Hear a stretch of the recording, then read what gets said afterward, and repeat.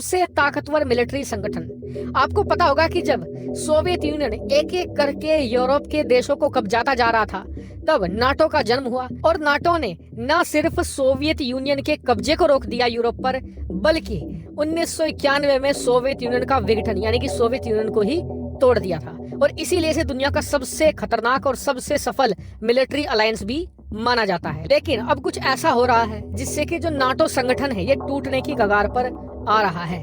दरअसल नाटो का जो सबसे ताकतवर देश है अमेरिका, लेकिन अमेरिका के बाद जिस देश का नंबर आता है वो है फ्रांस।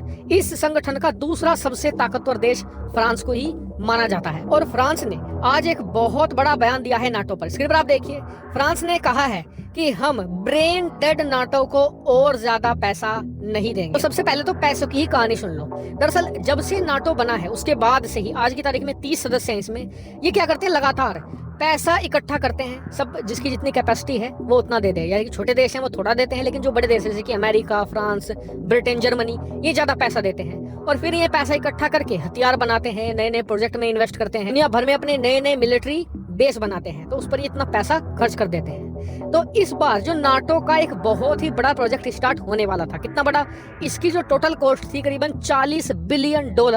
कितनी बड़ी रकम है ये, अंदाजा इस चीज से लगाइए कि भारतीय सेना का जो टोटल मिलिट्री बजट है वो होता है $67 बिलियन, यानी कि उसका आधे से ज्यादा। और पाकिस्तान का जो मिलिट्री बजट है $10 बिलियन, यानी कि उससे 4 गुना ज्यादा। इतना सारा पैसा ही खर्च करने वाले थे। और ये सभी लिया जाना था 30 देशों से। जो छोटे देश थे वो कुछ 100 मिलियन 200 मिलियन देते, लेकिन जो बड़े देश थे अमेरिका, फ्रांस, इनसे $3-4 बिलियन लिए जाने थे। लेकिन ऐन मौके पर फ्रांस ने पैसे देने से साफ इनकार कर दिया है। कारण कहा है कि जो नाटो है आज की तारीख में ब्रेन डेड हो चुका है। जो नाटो के देश है, कोई पूर्व की ओर जा रहा है, कोई पश्चिम की ओर जा रहा है, इनमें एकजुटता है ही नहीं। ऐसे में इस ब्रेन डेड संगठन में हम पैसा नहीं डालेंगे। और बताया जा रहा है कि फ्रांस ने ये इशारा जर्मनी की तरफ किया था। क्यों? क्योंकि जर्मनी एक तरफ तो नाटो की मीटिंग में कहता है कि जी हम तो चीन के खिलाफ हैं, हम चीन की कम्युनिस्ट पार्टी के खिलाफ हैं, और बहुत ही लंबे लंबे भाषण देता है जर्मनी।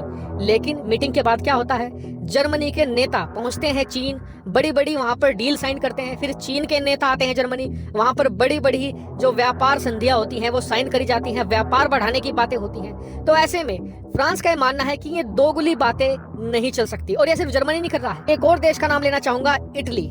इटली भी सेम यही करता है, बड़े बड़ी भाषण देता है चीन के खिलाफ, लेकिन बाद में जाकर वो चीन के साथ समझौते साइन कर लेता है। फ्रांस ये नहीं चाहता। फ्रांस चाहता है कि अगर आप चीन को खतरा बताते हो तो फिर उसके खिलाफ सीरियस एक्शन लो, अगर आप उसके साथ व्यापार बढ़ाना चाहते हो तो वो भी खुलकर करो। ये दोगुली बातें नहीं चलेंगी। और इसीलिए फ्रांस ने साफ कर दिया है कि नाटो को हम एक चवन्नी भी नहीं देने वाले। और बताया जा रहा है कि फ्रांस की तरह ब्रिटेन भी नाटो से काफी नाराज है, और बाकी के देश भी नाराज बताए जा रहे हैं, क्योंकि नाटो आज की तारीख में ब्रेन डेड है। चीन के खिलाफ असल में ध्यान दिया ही नहीं जा रहा है। जो असल ध्यान है, क्लाइमेट चेंज से हम लड़ेंगे, हम रूस से लड़ेंगे, लेकिन चीन पर नाटो बात कर ही नहीं रहा। और इसी बात से ब्रिटेन और इसके अलावा फ्रांस बहुत ही ज्यादा गुस्सा है, और इसलिए उन्होंने इस बार नाटो को पनिश करने की ठान ली है।